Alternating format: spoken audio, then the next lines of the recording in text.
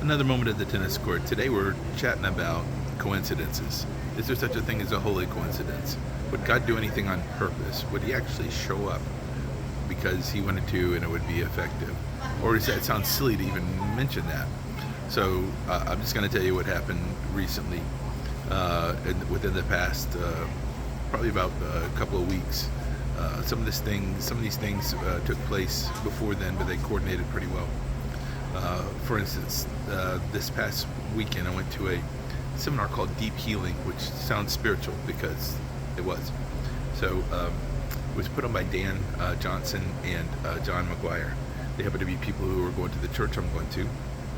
Dan was, his focus was on how the Spirit of God would reveal roots of things that happen at crucial times in your life, and how they could affect you toward your relationship with God and peace, and how you would be blessed, as opposed to how things that were unintended by God happened, like when you may have been hurt by a parent or a family member, or could be a teacher or a coach, or somebody that maybe left you to be hurt by somebody else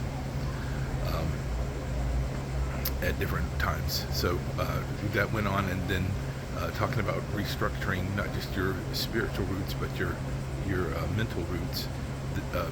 John McGuire, who had been in the field of medical, also spent some time sharing with us about how we can restructure our brain in a ministry called NeuroFaith, which you can get the app. Which made me think of another friend of mine, Dr. Chuck Coker, who has just put out a book called The God-Shaped Mind, and has over 180 research studies on how your brain is affected and structured, and then can be restructured. A lot of the buzzwords these days deal with transformation, spiritual formation.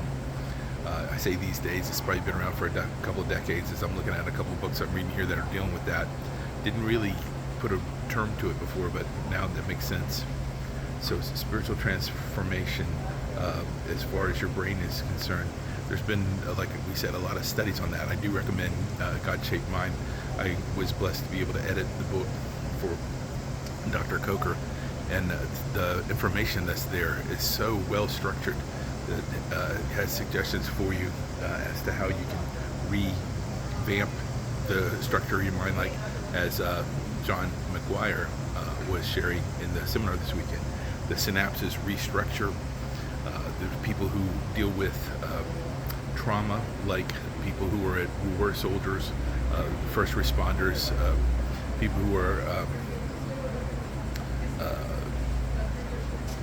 firemen and police officers. They deal with these traumas.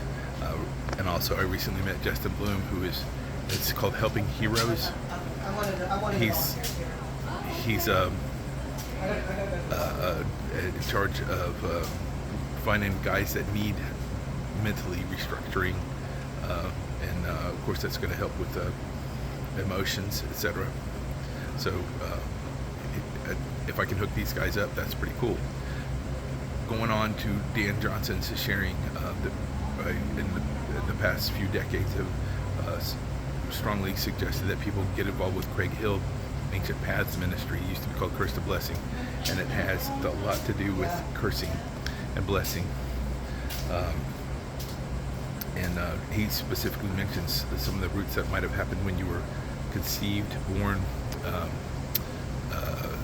through your infancy, even through the time that you're at turning from a young man or young woman, from a young boy or young girl to a man or woman, like at a bar mitzvah. So these were all actually scriptural biblical times that God intended for us to be blessed.